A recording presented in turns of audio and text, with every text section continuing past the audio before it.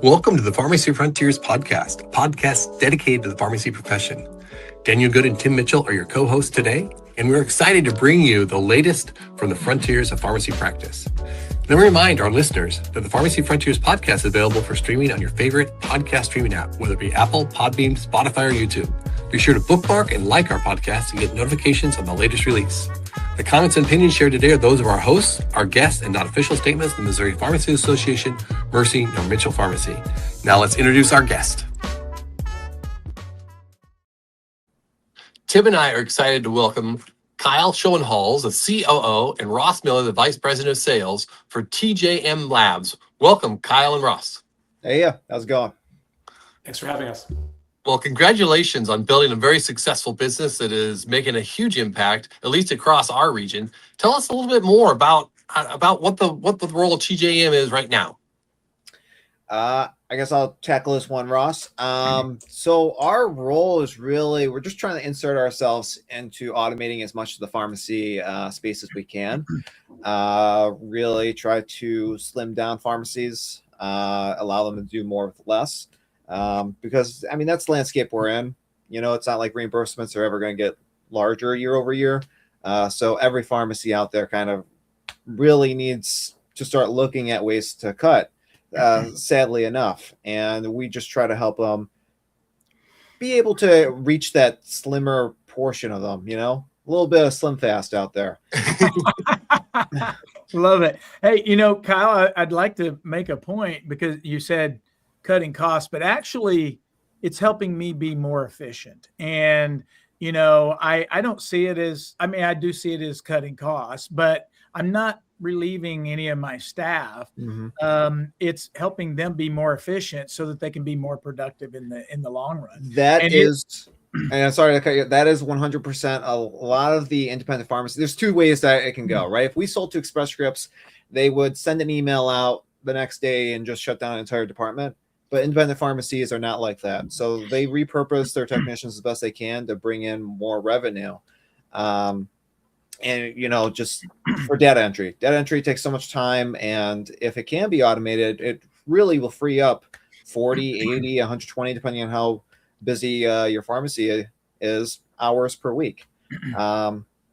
It truly is a win-win. And it really depends on how the pharmacy wants to utilize this.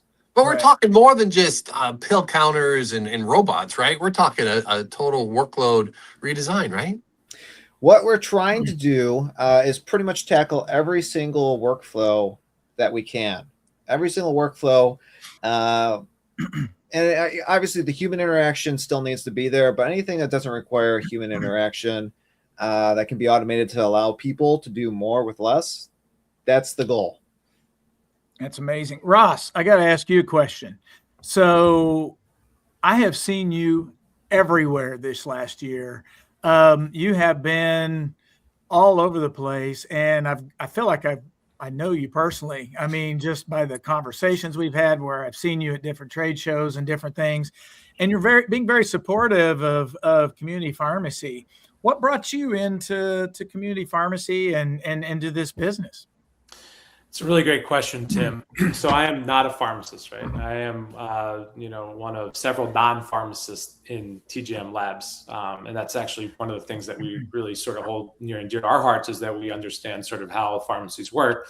It was really kind of by happenstance, right? I was able to connect with our founder and CEO, Jonathan Adley, over a LinkedIn interaction. Tim, I know I see you there as well, and Daniel.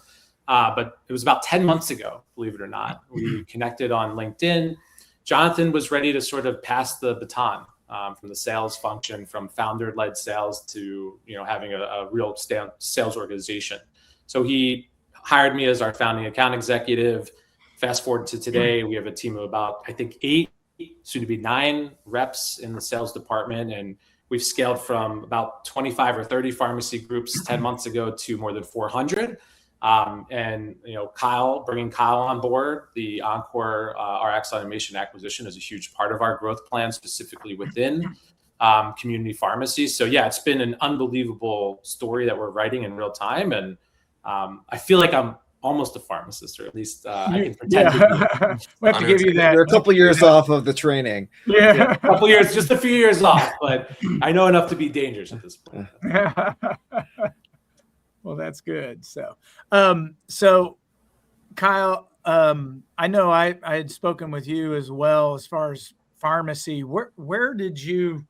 I mean, you were a pharmacist beforehand. I don't know where you worked prior, but where did you see there was a need here, and how did you kind of just formulate what you were going to do and moving forward?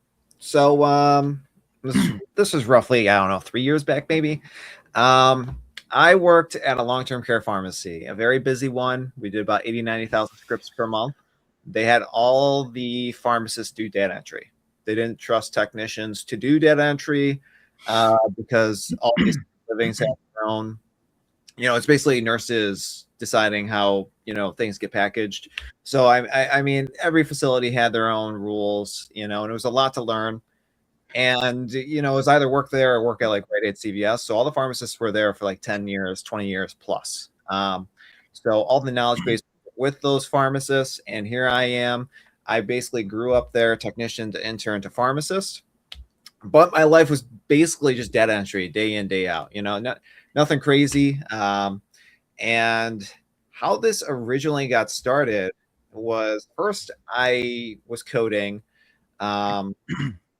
in my teenage years, we'll say, and then I put that away and went to pharmacy school.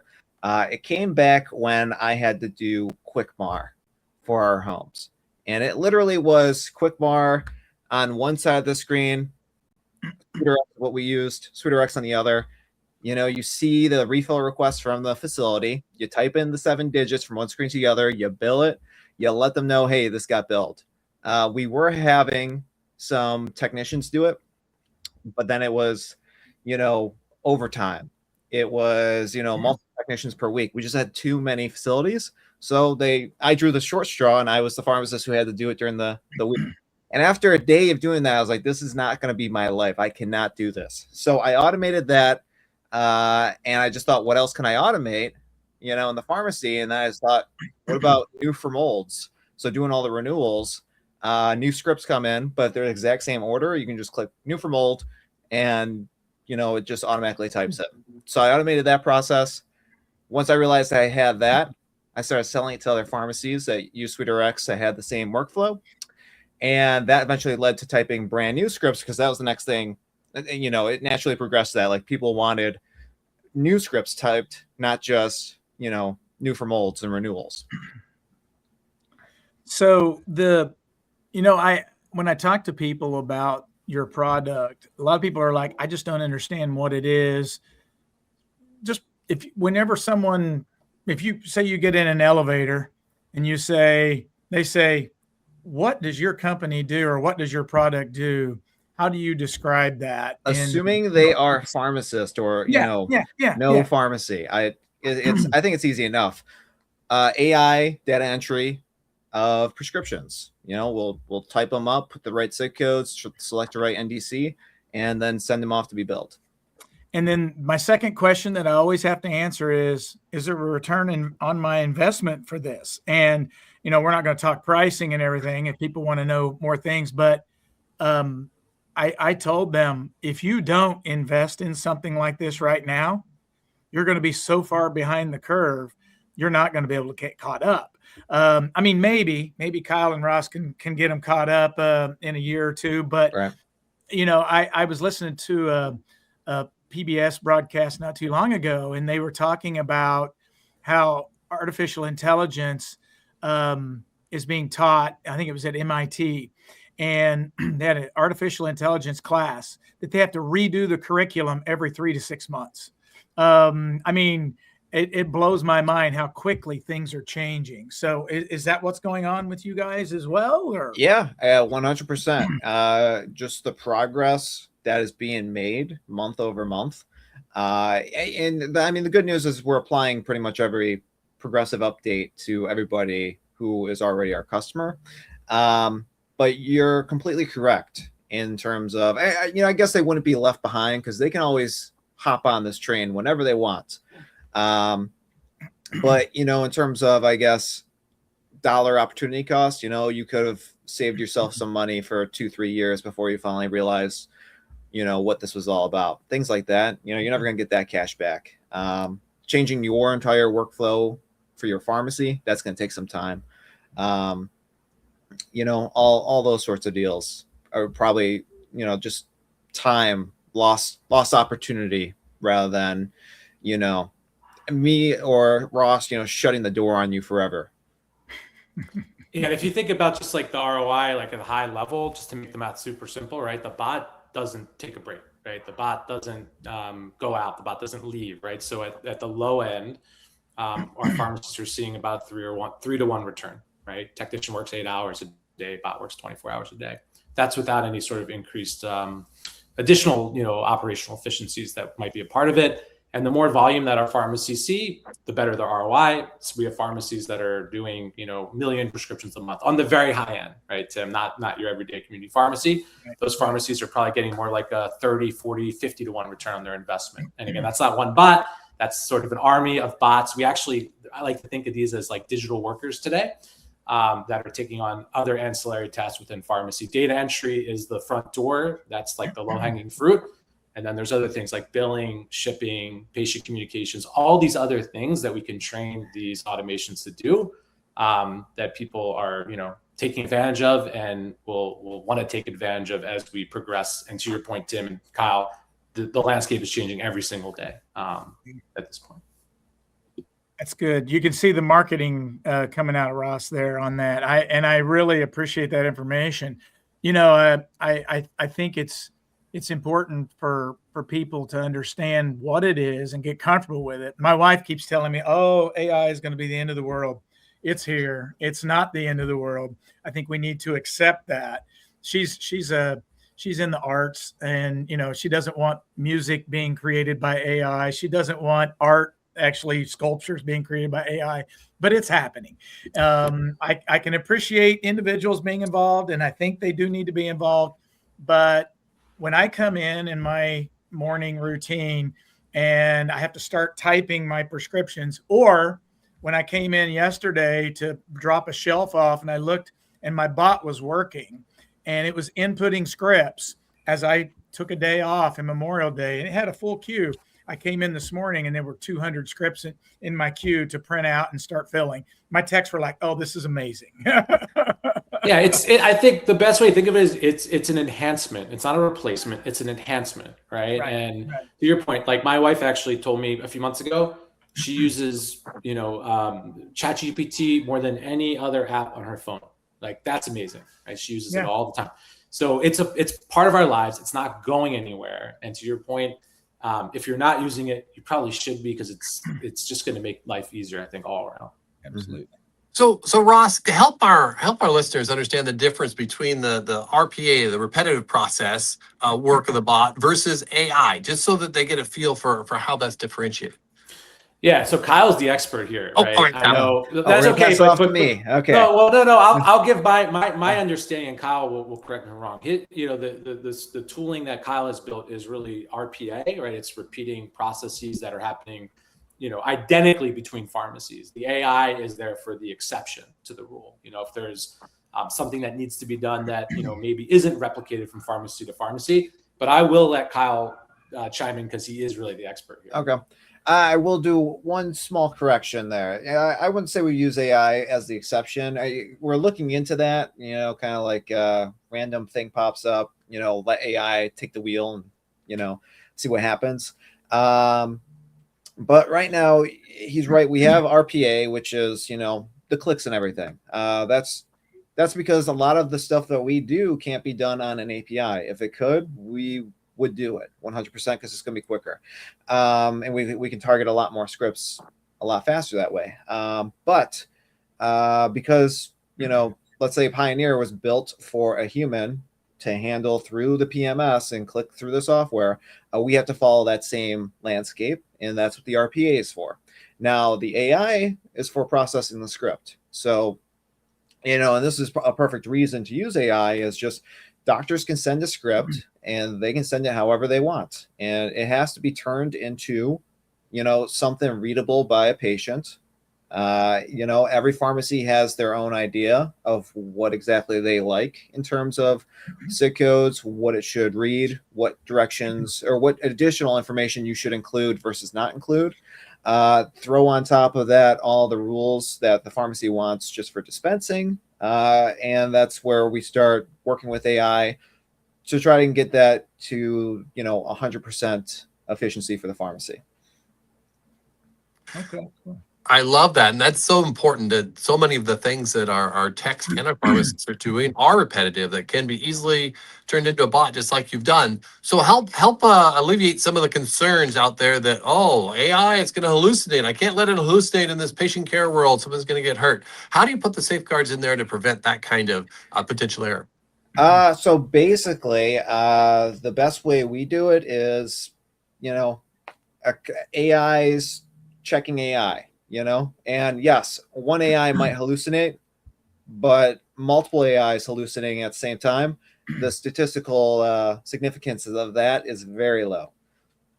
So when I was multi-locations conference, and I think Ross, you were there, they had a specific section on artificial intelligence and kind of the bots and the concept, and that's where I was still learning the concept in my brain. But they had mentioned something about there's social media for bots, or they're like, my bot can talk to your bot kind of thing. And so is that what you're referring to, Kyle? As far as like your bot is monitoring another bot to make sure it's going in the right direction? Or I would say it's the same bot. It's like a different neuron at this point. That is, like the voice in the back of your head that's telling you, hey, cut it off, dummy. Like that's what we're doing here, is creating a part of the robot that checks the first part. And, if it passes every test, it goes through. If it does not pass those tests, it backs out. Gotcha. Our bots are going to be talking before long, I'm sure. So, well, we have voice AI, right? So if you want to talk now, just pay for it. That's true. That's true. Very true. So what's next on the horizon for TJM? What's the next piece of innovation? Without giving away trade secrets, right? What's the next piece you can tease us with? Right now, Ross, go ahead and correct me if I'm wrong. We are making great strides in voice AI. We're trying to get that going. But tackling every single PMS is an undertaking all of itself. We are not in every PMS. We are not where we are in Pioneer in every single PMS. In Pioneer, honestly, it's a mature product, very mature product. And you can't say the same about something like Computer RX, where we have 2 pharmacies, maybe. How many stores do you guys have, currently that you're servicing? And I'm sure you have a goal. It sounds like you're mainly focused on Pioneer stores, or maybe that's the majority of the stores that are calling you, I guess is what I should say. But you do have the ability to work with any pharmacy management system out there. It's just, if it's not already built, and you'd have to do that. Is that correct? Yeah. So from the TJM Labs perspective, we were sitting on over 20 pharmacy management systems before the acquisition with Encore. Kyle was, laser focused on Pioneer stores, and so he did some good stuff with LTC, like some frameworks stores, Suite RX as well. But yeah, we're in over 400 pharmacy groups today, Tim, and I don't know how many stores that is offhand. Oh, I'm sure it's a bunch. Yeah, a bunch. Our goal by the end of this year is to be in 1,000 pharmacy groups, which I think we're actually well on our way to. Especially given our really sort of hyper focus here on community pharmacy moving forward. But yeah, we work with a lot of the compounding pharmacies on things like PK, LifeFile. There's a bunch of other systems out there. So we've seen pretty much, I think, everything from the TGM Labs perspective, but yes, ideally we sort of have a fine-tuned product that works really, really well. And we can say, here's the Pioneer bot, here's this bot, here's, what all these other sort of bots look like, and that we can sort of replicate them and copy and paste them from pharmacy to pharmacy. We're not quite there yet, but that is the goal. And that allows us to spin up these bots, really quickly across all these groups. That sounds amazing. And just to let you know, the bot that we have, we call my son's name is Tanner, and we call it Tanner Jr. So his name's TJ. And Tanner checks on TJ every morning and makes sure he's like, yeah, TJ's behaving. Everything's good. So that's good to hear. When is TJ going to get some siblings? Well, that's what I was getting ready to say. So Tanner, I've let him kind of take charge of that and, kind of roll. And I told him, I said, what do you think about bringing in a second bot? And he's like, it's something we might consider. So we probably need to chat with you about that. But yeah, sometimes like, I'm just starting to fall asleep again. Yeah. He's not through the night. I will say you guys have been really good about answering questions whenever he has issues. So, but I mean, nothing big has popped up. It's always been, how do we do this, or how can we fine tune that? Mm-hmm. And I appreciate the fact that you guys have been open to helping us, fine tune and move forward. And we're singing your praises for that. So Daniel, you want to, we're kind of coming down to the last few minutes and kind of just start winding some things down. You got some follow-up questions. Tim, let's go to your questions. Let's go to your. I don't know. I don't know if these guys want to talk about my questions yet or not, but we can do it. My next question would be, as we move forward, I know people are going to want to get to know Kyle and Ross a little bit more. Hopefully we'll see you at more shows down the road, but I usually always connect with our guests to have them share something about themselves that may not be something that everybody knows. And I know you guys are kind of new to the market. So even though I see your products, Ross, I see your face a lot on LinkedIn. Would you mind sharing something about yourself that's kind of unique about you that may be interesting that maybe not everybody will know? You want me to start, Kyle? Oh, yeah, go ahead. All right, yeah. So actually a couple of things. I don't think I've told many people this, but it is actually kind of a full circle thing. So I actually sort of pharmacy was somehow in my blood, right? So I did not go to pharmacy school, not a pharmacist, but my grandfather was a pharmacist. His father was a pharmacist, and there actually were a couple stores that they owned. My grandfather specifically in the Philadelphia, in downtown Philadelphia, actually. So I have like these old coins of him graduating from pharmacy school. I guess it's kind of like antique-ish at this point, but it's kind of interesting, how this kind of came full circle. I've spent more than 15 years in software and technology sales, and this is sort of an interesting full circle moment to come back into pharmacy and getting to know how pharmacies are actually working and operating. So pretty cool. Obviously, cool. These people are no longer alive, but it does make my mom actually pretty proud. Yeah. And you said you're in the Philadelphia area, so I guess you're an Eagles fan. Is that correct? I am. So I'm from the Philadelphia area. I'm a big Philly sports fan, but we are now in Delray Beach, Florida, in Palm Beach County. Okay. So I moved about 4 years ago, but I will never get rid of the Philadelphia fandom. No, I wouldn't expect you to. I mean, what are you going to be a fan of in Delray Beach? The Dolphins, Yeah, not a chance. Not a chance. Yeah. Well, you do have the Jaguars down there too. So that's a little bit more up north, though, right? Further north, but hey, it's still in the same state, right? I mean, you can go to the Buccaneers if you want. So. Kyle, tell us a little bit of something about you. When I read this question, I'm a very private guy. Like social media, I didn't even have a LinkedIn profile pic until recently. And I only put it up because I'm trying to get this guy to sell his house to me. And there was the only way I could find him because he doesn't actually live at the house. It's just a big empty house. I'm like, hey, you should sell this house. But if I wanted to tell people a fun fact or anything about me, I mean, keeping in mind that pretty much nobody knows anything about me. Back when I was a pharmacist doing data entry, I had quite the lucrative options career. And for any listeners who don't know what that means, basically on the stock market, you could buy an option for a stock. And let's say it expires, any Friday of the week. You basically are betting if it'll go to that price, or if it's going to reach that price or go past it or just really go up. And the opposite of that is betting that it'll go down. And that's going to be the simplified version of all this. Anyways, back in 2021, I was on a pretty hot streak, and I turned about 10K to 300-ish K. It was good times. Paid my taxes on it the next year. And then I lost it all that first quarter. It was the big downturn of I think it was 2021, 2020, when they started raising the interest rates, and the entire stock market crashed. Yeah, I lost it all. So Uncle Sam got 70K. I got 300K negative carryover for 30 years worth of taxes. So that sounds like pharmacy. It's close enough, right? Except I actually won, and I could have kept winning if I just pulled out. Well, I say just in and I don't mean this, I'm saying this in jest. You think you're doing really well. This is when DIR fees were big.